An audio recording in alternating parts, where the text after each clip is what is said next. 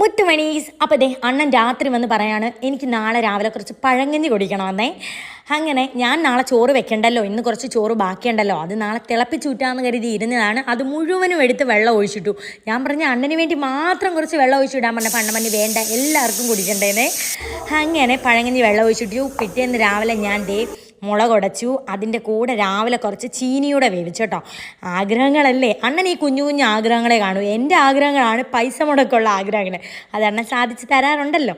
അപ്പോൾ ദേ അതിൻ്റെ കൂടെ ഞാൻ മുട്ട പൊരിച്ചു. പിന്നെ ഉണക്കമീൻ മുളക് പൊടിയും മഞ്ഞപ്പൊടിയൊക്കെ ഇട്ട് പൊരിച്ചെടുത്തിട്ടുണ്ട്.